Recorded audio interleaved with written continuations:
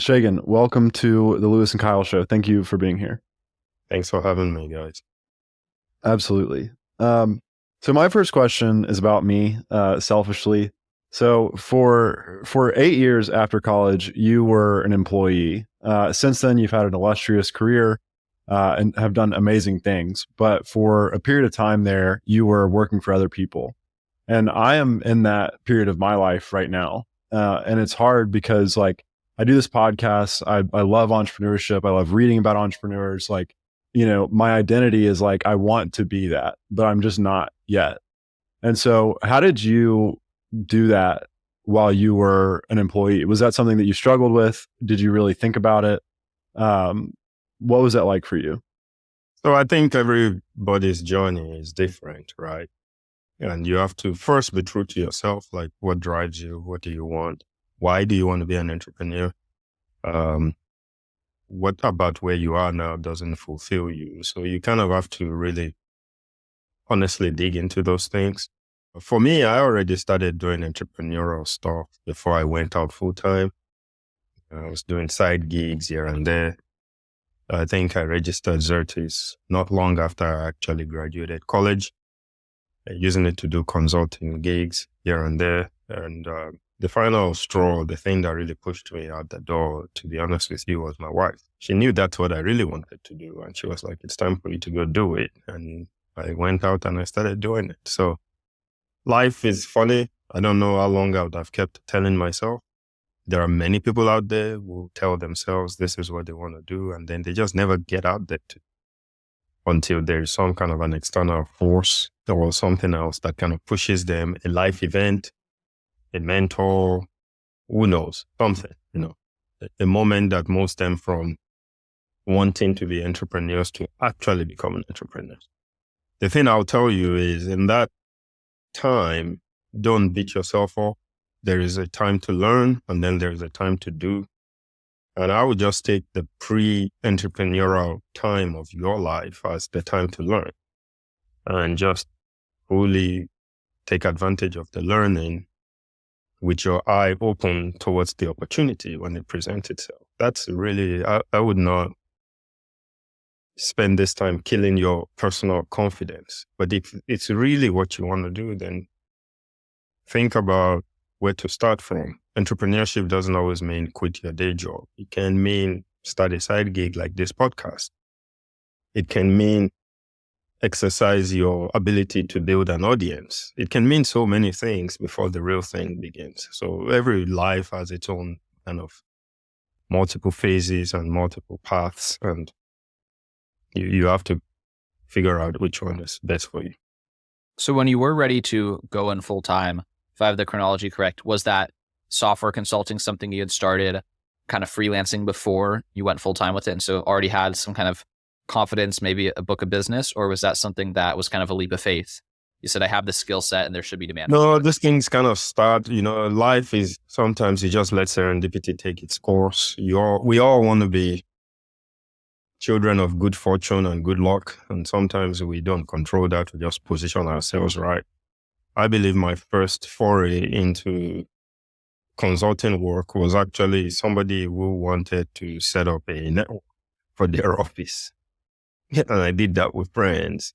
And then one thing led to the other. I did have a partner that I was doing this with early on, the first iteration of Xertis. And we would build websites for people. We build networks for people. We had a software solution called Flairstar, where we are taking, and all this time I had a regular job. We took Linux servers and we turned them into network servers. So it iterated and took on different forms. And then at one point, I pretty much just stopped all the side gig work, partly because I always wanted to build a SaaS business. And my business partner, at the end of the day, decided that the idea I wanted to build was not what he was interested in. But by then I had taken on some cash, some debt to kind of start building this product, printed materials. I still have some of the t-shirts, probably somewhere, that says Xertis Healthcare Systems. So you can see I've been thinking about this a long time. And when he said that, that was when we kind of went our separate ways, and I kept the name. and the company, but I stopped doing anything with it really. And then when the 2008, 2009 crash happened, I really stopped doing anything and just kind of focused on my job until when my wife kind of prompted me again, and then I took the leap. What I found really interesting and encouraging, one of your recent Substack articles, was that you said that you still firmly believe that the SaaS model is in its early days, which is encouraging for me because, I see you kind of starting SaaS a decade ago, and I know of all these successful software companies that have come and gone, and you think that a lot of the market space has been taken and people have kind of already solved a lot of the big problems. And you had this ambition then, right? I want to create a software company. I want to create a SaaS company. And you still are a believer that it's a great business model today. I'm curious why that's still your thesis in terms of market space, business model, why you still think it's early and a great business model to work with. So if you think about it, it is software as a service, right? The service model has been around for how long? It's been around for a very, very long time, and it hasn't gone away. And there are new businesses being launched every day using a service model. The agency model is still around. It's been around forever. So many business models have been around, and they continue to be in existence and continue to thrive, and people use them every day. So I believe there's still a lot of room for SaaS to run. I may be wrong thinking it's in the early days. I think it's hard to know if I'm right or wrong. But if I'm coming at it from the perspective of many, many industry segments that haven't yet gotten real SaaS penetration yet, because there's still legacy platforms, legacy software, legacy pricing models, and they haven't changed at all in large segments of the economy, right? You still see a lot of that in finance and banking. You still see a lot of it in heavy industries. So there's still so many aspects of the economy that the SaaS model hasn't really penetrated yet, or is just beginning to penetrate. And then you'll also see some where the SaaS model has been slapped on legacy models in a sense. And it's kind of a hybrid thing going on, which sometimes can be an opportunity for disruption also. So that's kind of where I'm coming from, but I may be wrong on that. But at the same time, it doesn't really matter. What matters at the end of the day is what pricing model actually creates a win-win for the business and for the customers. So we have businesses where we've kind of merged a SaaS-based model on top of a per-usage model, and it's all mixed into one business. There are all kinds of ways to kind of get this done. So it really depends on what you're trying to do with the customer, and that really ends up determining the business model. Yeah, I think you're definitely right. It's funny to see and to hear about the softwares that people use in banking, for example, and like just how outdated some of that stuff is and how prime it is for innovation, and all the technology is there. It's just the conservatism that kind of exists in those markets that don't want to have to learn anything new. But I'm curious, and I know you probably answered this before on a podcast, but with therapy brands, what was the initial problem that you identified?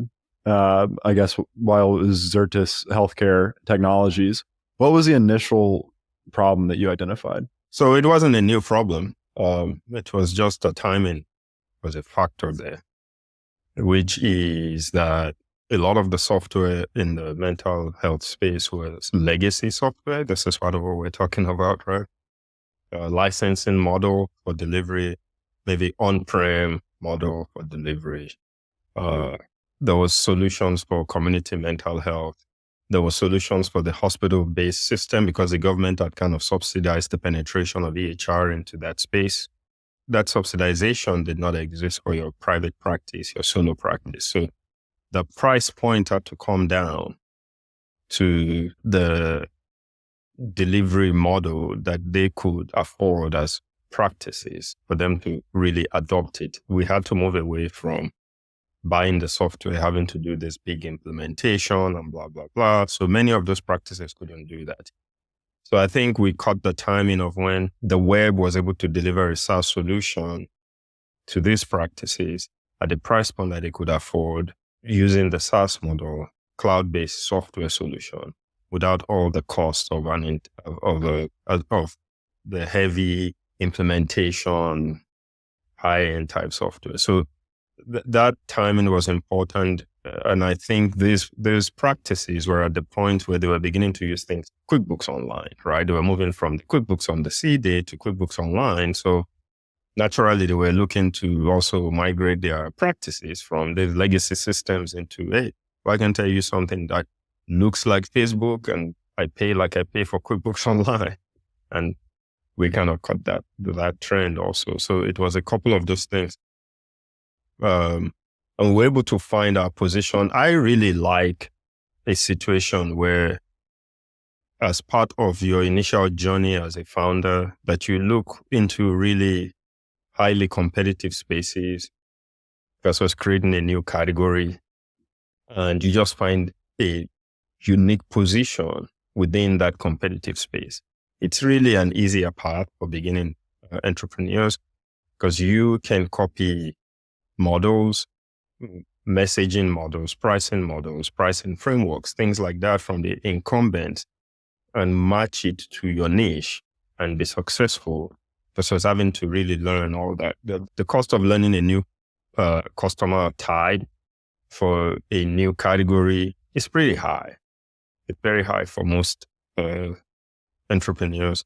It's also riskier for first-time founders. So I think you don't necessarily have to go find a new category to play in. You can actually find a better served niche within category to start with and then expand your TAM from there.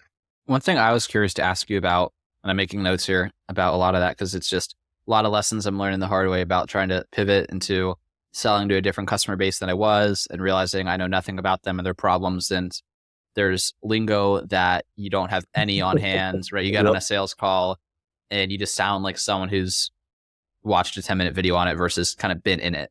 And those tiny details, but that infinite quantity of tiny details makes you so much less credible. And that kind of creates problems in the messaging on both yourself as a salesperson, but in terms of your communications on email and your website. And so that's something that I'm realizing is truer and truer every single day.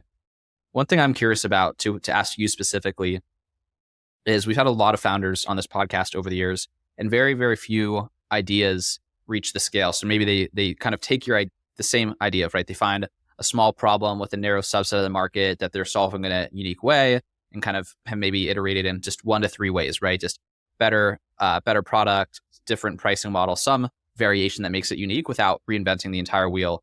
What do you think it was? And was this something that you had thought through at the outset that allowed your idea to scale so tremendously? Was it that initial idea that just had such a humongous market that you're able to just eventually over the course of years reach all of it? Or were there things you added along the way that allowed the company to get as big as it did? So there are things you always have to add along the way for any business to really get to scale. Sometimes it's out of your control. So these things, even when you add them, they do not guarantee anything. But here are the things I would say you really kind of have to focus on to get to the kind of scale that's possible. Number one is the culture that you kind of create around the business should match the kind of scale you're trying to get to. So if you have a lifestyle type business culture, there's nothing wrong with lifestyle businesses.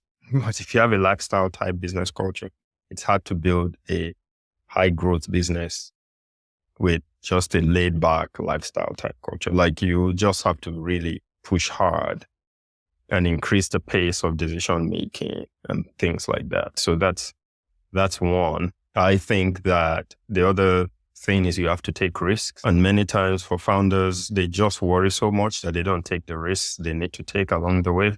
We really just pushed hard on product initiatives and product development based on the voice of the customer, because there are only 3 ways you're going to make money, right? You're going to get new customers, you're going to sell those new customers more things, and you're going to make more money from the things you're selling them, right? Those are, at the end of the day, those are the 3 ways you can make money. Brand new customers will pay you more for the same thing you're selling them, will buy new things from you. So when you're building a SaaS business, what does that mean? It means that you have to have an upgrade path for those customers to buy more things from you. You have to have new offerings, which means product development and risk taking, to sell more things to those customers. So that's the game. And sometimes if you develop a pricing model or a pricing structure or a product model that makes it very hard for you to expand, then you have a problem. We see that sometimes. I've had products where the way they've designed the feature set in the product and the way they've designed the pricing has taken away their ability to be able to grow with the customer. So their path of growth with the customer has become very, very difficult. So that even if the customer uses more of the product or if the customer grows, their growth rate is way lesser than the value they are creating for the customer. So you have to really think about those things. And then you have to think, what do I need to go build? So if you think about us, we are deep into payment, we're deep into telehealth and all these other things that kept expanding our average revenue per customer.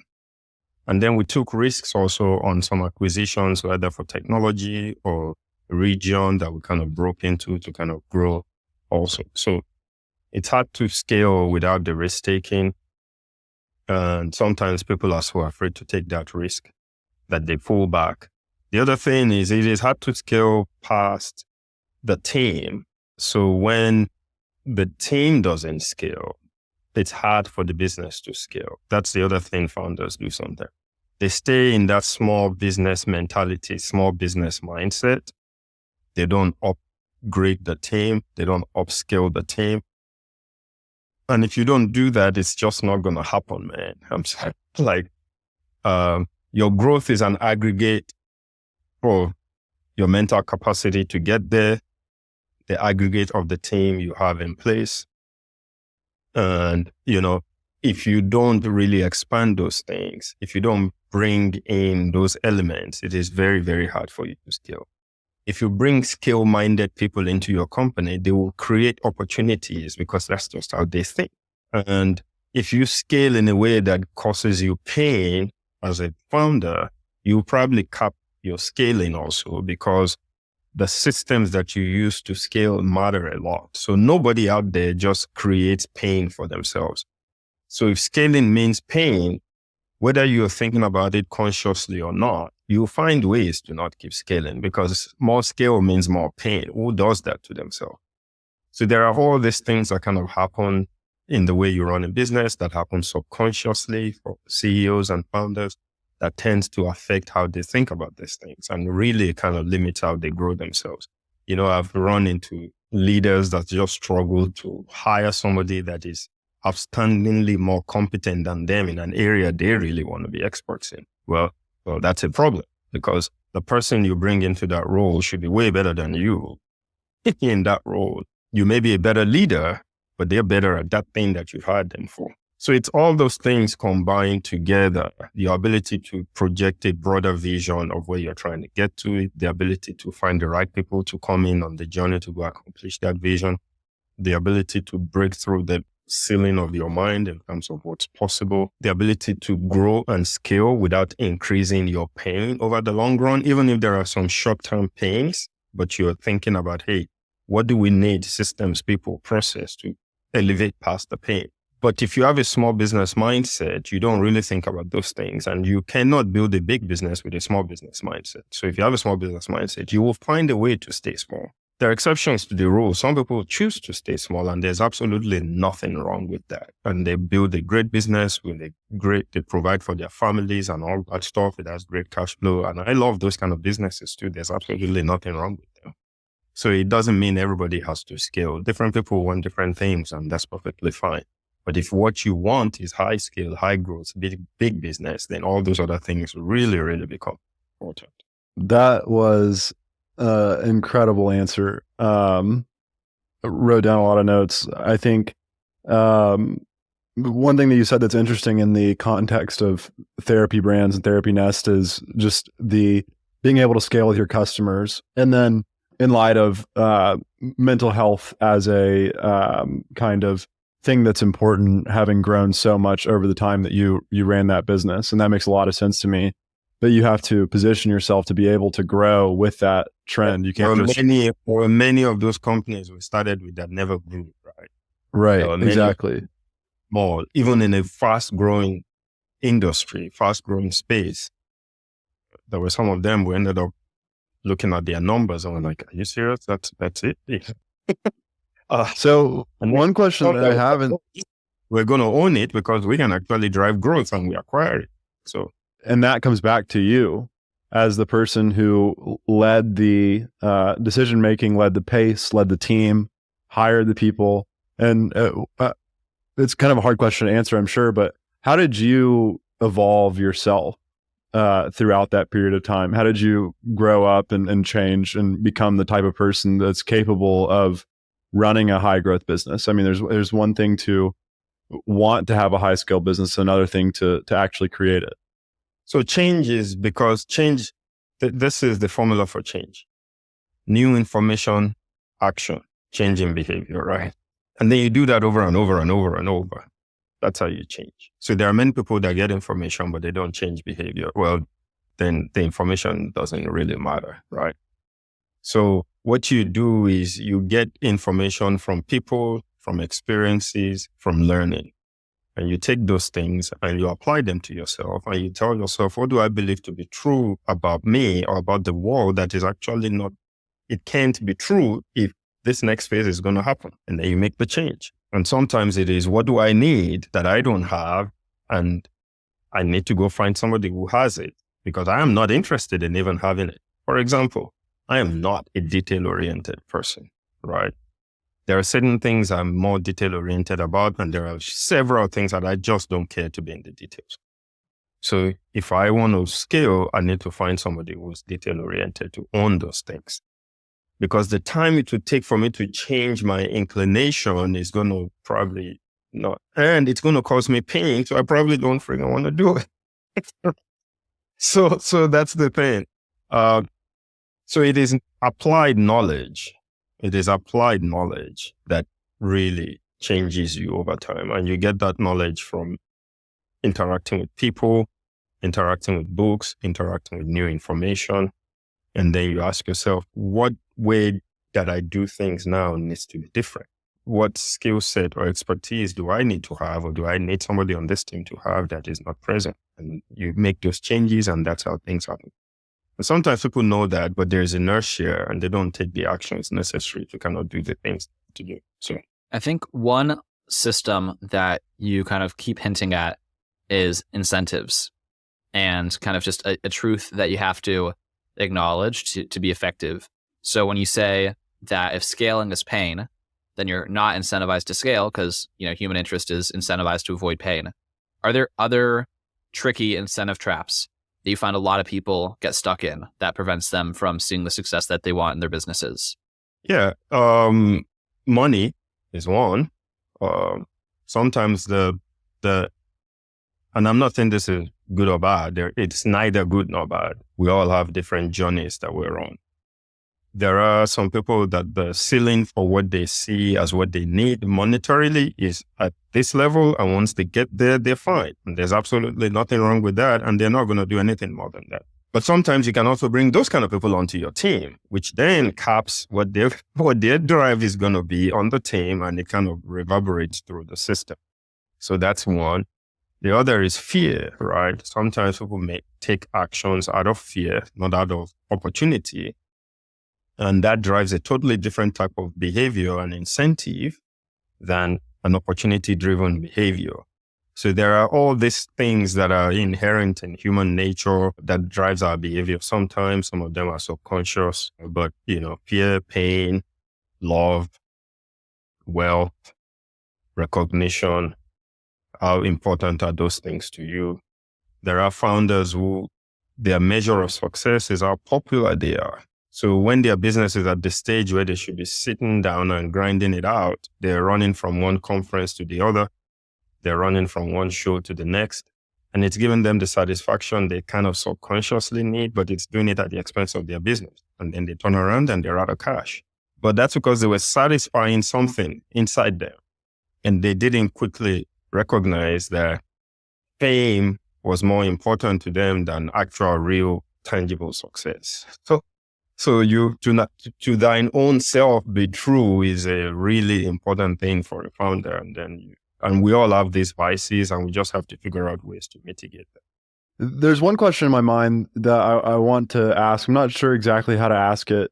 you obviously had a big exit, which is a huge deal, and it's big for our city. There's this moment I'm imagining where it's Shegun 5 years ago, and Shegun 5 years ago could walk into any room, and maybe not any room, but a lot of rooms, and no one would know who you were, and you weren't this like entity or like famous person, as you just put it.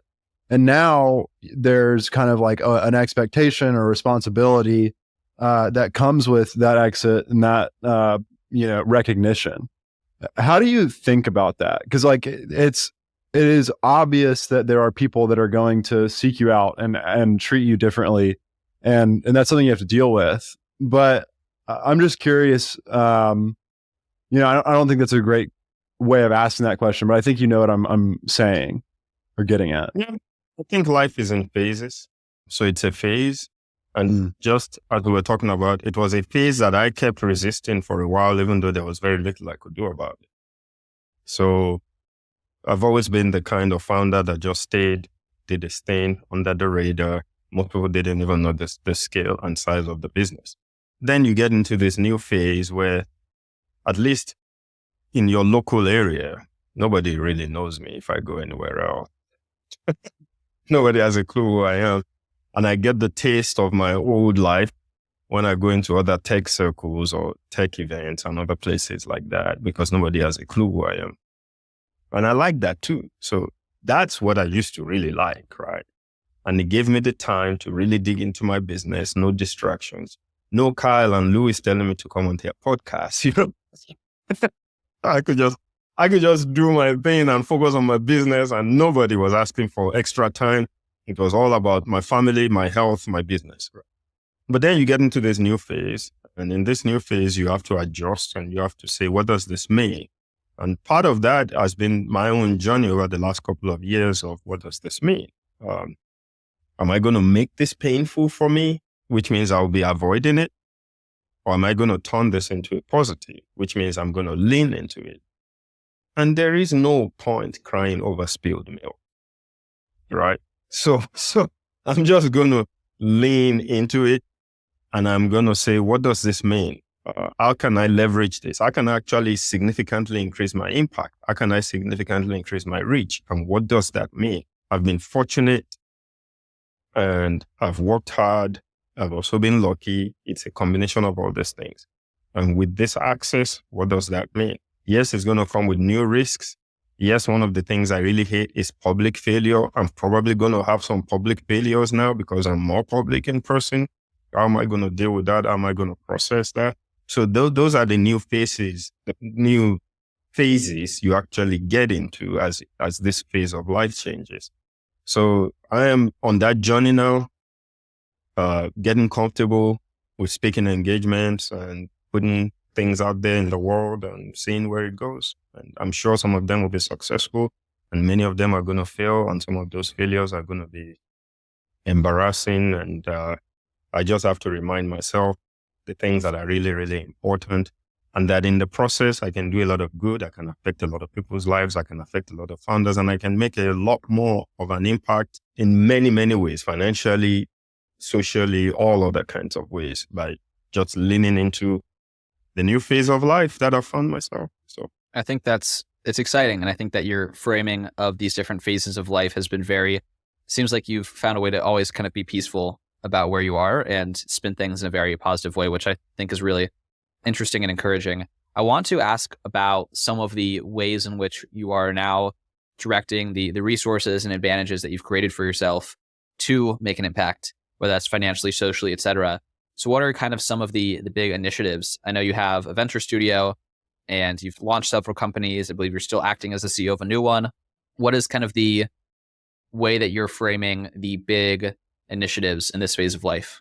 So two things, really, there's a third, but these two are at the top, really drive me and my actions, because I think these two things really change lives significantly. They've changed my life. They've changed so many lives. I think they're the most important element in alleviating human suffering in the physical. And that's economic empowerment and learning and education, right? And those two things come in various forms. right? Learning and education come in various forms. There's formal education, there's informal learning, and both are the ways to change your lives. Part of what we're doing in this podcast is going to be a learning event for some people that may change their lives. And then there is economic empowerment, which comes in various forms, a good job, a high-paying job, whatever it is. But for me, the highest form of economic empowerment, from my perspective, is the ability to create entrepreneurs and help them be able to impact other people, because the scale is compounded, the effect is compounded. So that's a lot of where my personal energy goes beyond charitable stuff that we do. Even on the charitable side, those two things still kind of take preeminence, really, like economic empowerment type things, and then education and learning type things. And then maybe a third would be like children's health or something like that. So those two things are really still core to really what drives a lot of my energy, my time, my activity today. Teaching, learning, speaking, building companies, building people, creating companies, creating things. Some of those things are social impact type entrepreneurship type companies. And some of them are full on, let's go build something big. But those two things really are where my energy. I really like the overarching goal of alleviating human suffering. That seems like a first principles approach to this phase of life, and a good litmus test to hold up like any of your actions to. And I also think that the prescribed solutions, being economic empowerment and education, are clearly the answers there. And it's funny in the context of your kind of definition of your own education earlier being applied knowledge. And so how do you allocate resources toward an effort to help people apply knowledge, if that makes sense? Or what are you doing in that vein versus like, obviously, the biggest resource I have is my time, right? Mm-hmm. In many ways, my time is probably more valuable than money now to me. I have 4 children, I have a wife, businesses, so my time is pretty important. So one is, how do I allocate my time to those things? How do I allocate my time to helping other people, to coaching other people, to helping our companies? What do I need to learn that I'm allocating time to learning so I can keep getting better? So that's one way. From a resource allocation standpoint, outside of time, then it becomes money. So that means what do we give to? What do we invest in? Both as an individual, as companies, as a family. So those are decisions that you cannot take one at a time. You think about some of those things like you have a limited number of chips, right? And you're going to place bets, and you double down on some bets. On some bets, you're like, hey, I've lost that one. I'm just going to let it go, move on to the next one. And over time, you learn, you get picky, you do better in terms of investing your time and your resources. So that's a learning journey. Some people do it way better than I do, and I keep getting better at it. So I think we'll do a couple of rapid fire questions before we wrap up here, specifically on the investment side, in terms of economic empowerment through helping create companies using your capital, your skills, your knowledge, et cetera. What is the kind of broad thesis in terms of companies, markets, et cetera, that when you see an opportunity that comes your way, like that's going to be the type of thing that you're excited to add your resources to help grow? You're like, those types of things are good ideas for companies right now. First is the person. Does this person have grit? Are they determined? Are they resourceful? That's where it starts from. Because if you take a great idea and you give it to a mediocre person, you're going to end up with mediocre results. And sometimes you can take a kind of okay idea, give it to a great person, and they just run with it and turn it into something magical. So it starts with the person. It's like the Buffett saying, I like businesses that, how does he say it? I think he says, I like businesses that idiots can run because one day an idiot is going to run it. Or something like that. So that's the second thing, the business model, right? So first, I really would prefer businesses run by fantastic people. But secondly, I would prefer a business that's not fundamentally broken by nature. And sometimes when I just see some ideas in the way they are presented, It's just fundamentally broken, and there's no way to make it scale. If you're trying to raise investment around it, there's just no way to make it scale. For example, if the way you've designed the business and the delivery model and the business itself is going to be a very small addressable market, and it's not a business I'm interested in for cash flow, and why would I make the investment, right? It may be a great investment for the entrepreneur, but it's not an investable thing for me. So with each thing, you kind of answer those questions, but ultimately it starts with people and then an idea that I believe in and that person strongly believes in and has the potential to have the kind of impact I'm looking within the context of that business. So if the impact is meant to be localized and small, sure, I'm in, if that's what I'm looking for. If the impact is meant to be VC level type returns, then that's kind of what I'm looking for, right? So it depends on really what the outcome is supposed to be. And if the investment, if the chips you're putting on the table are actually going to match the outcome. Why have you decided to stay and invest in Birmingham? It is where I found myself right now, right? No, Birmingham is home. And obviously I invest outside of Birmingham. I invest everywhere. But primarily Birmingham is home. I believe we do have an obligation to the people around us and the places we find ourselves. There is a certain level of I'm looking for the right word to call it. I'm not sure if satisfaction is the right word, but let's go with satisfaction or fulfillment right now. There's a certain level of satisfaction and fulfillment in seeing your own impact in your own community, in seeing economic expansion that you've been part of making happen in your own community, in seeing people learning and growing that you were part of making happen in your own community that you found yourself. You have an obligation first to your own home and then everywhere else. So Birmingham, in a sense, is an extension of my home. It's where my wife is from. It's where my kids are growing up in. It's where I found myself. It's where I got an education from. It's where I met people who've invested in my own life. Do I know whether I'll be here 15 years from now? Obviously, I don't, but it is where I am now. And wherever I am 15 years from now will have the same level of commitment from me. So, because it is where I found myself. But my hope is that my impact, whether it's small or big, is not just limited to Birmingham, right? It extends beyond Birmingham to all other kinds of places in ways that are congruent with me, in ways that I'm happy and satisfied with, in the things that I want it to be impactful about. So just think of Birmingham as HQ and the whole world is just branches. You got to take care of HQ too, right? Just as you expand in all over the place. This will be my final question. I don't know if Kyle has one more or not.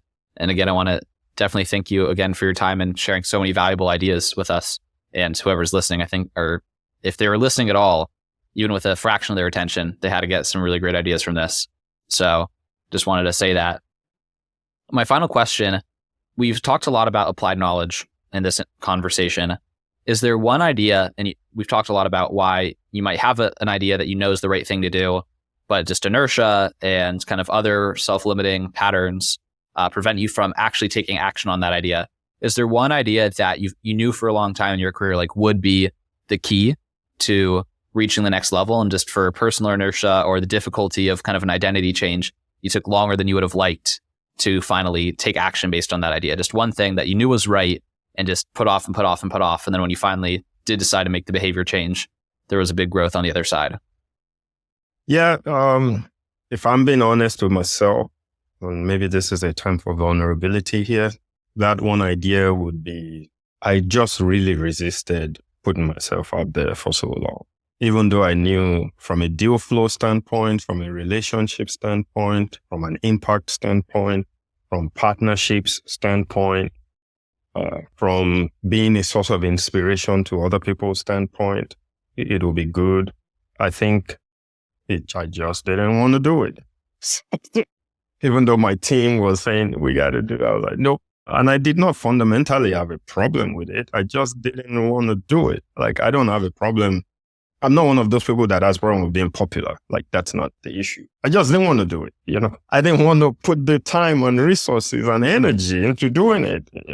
That probably didn't serve me in the next phase of life, to be honest with you. So that would be one thing there. I'm sure there are others, but that comes to mind just because of recency. So that would be one. But trust me, there are several things that I probably should have moved a little faster on. From a flaw standpoint, one thing I definitely take too long to take action on, and it still sometimes affects me, is I'm very slow to get rid of people when they're just not at the level they should be.